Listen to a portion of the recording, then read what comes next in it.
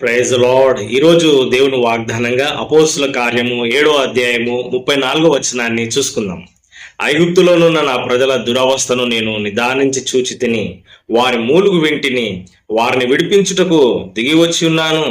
దేవునికి స్తోత్రం, మహిమ కలుగును గాక. చాలా చక్కటి వాగ్దానాన్ని చూస్తా ఉన్నామండి. శ్రమలో, బాధలో, కష్టాల్లో, ఇబ్బందుల్లో, ఎన్నో సమస్యల్లో ఉన్న తన జనులను విడిపించడానికి దేవుడు దిగి వచ్చినాడు. హల్లెలూయా. ఐగుప్తు దేశంలో వాళ్ళు బానిసలుగా ఉన్నారు, కఠినమైన శ్రమలు అనుభవిస్తా ఉన్నారు.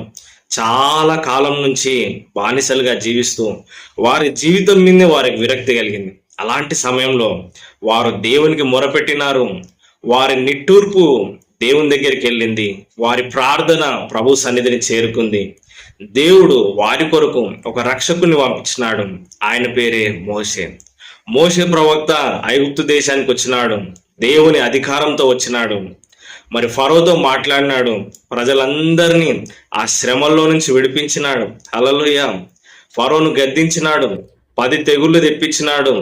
ప్రజలకు క్షేమాన్ని అనుగ్రహించి ఎర్ర సముద్రాన్ని 2 పాయలుగా చేసి ఆ సముద్రాన్ని దాటే విధంగా చేసినాడు. దేవుడు గొప్ప కార్యములు ఇజ్రాయేలు ప్రజల జీవితంలో చేసినాడు.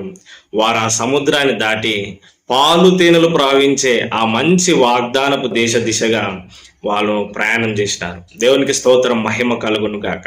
ఈరోజు ఈ మాటలు వింటున్న నీవు అలసిపోయినావా, విసిగిపోయినావా, చింతిస్తున్నావా, బాధపడుతున్నావా, లేదా ఈ జీవితం బాగుపడదు, ఈ అనారోగ్యం పోదు, ఈ అప్పులు పోవు, ఈ ఉద్యోగం నేను చేయలేకపోతున్నాను, ఈ కుటుంబ సమస్యలు భారంగా ఉన్నాయని నువ్వు చింతిస్తున్నట్లయితే దేవుని మాట, హల్లెలూయా, దేవుడు వారి కొరకు దిగి వచ్చినట్లు నీ కొరకు కూడా దిగి వస్తాడు. హల్లెలూయా. నీ కొరకు మంచి వాగ్దానములను సిద్ధపరిచున్నాడు. నీకు గర్భఫలము దేవుని ఇచ్చుట దేవునికి సాధ్యమే. ఆ అనారోగ్యంను స్వస్థపరచుట సాధ్యమే.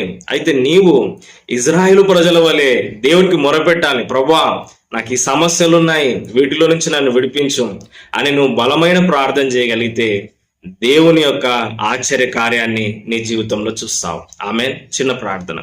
పరిశుద్ధుడైన దేవా, ప్రేమగల తండ్రి, ఈ మాటలు వింటున్న ప్రతి వ్యక్తిని దర్శించండి, ముట్టండి, స్వస్థపరచండి, వారికి ఉన్న కష్టాలన్నీ తీసేయండి. అనేక సంవత్సరాల నుంచి అనుభవిస్తున్న ఆ వ్యాధిని, బాధను, అప్పుల సమస్యలను, రోగాలను తీసివేయండి. శాంతి, సమాధానం, నెమ్మది అనుగ్రహించమని మా ప్రభును రక్షకుడైన యేసుక్రీస్తు నామములో ప్రార్థిస్తున్నాను తండ్రి.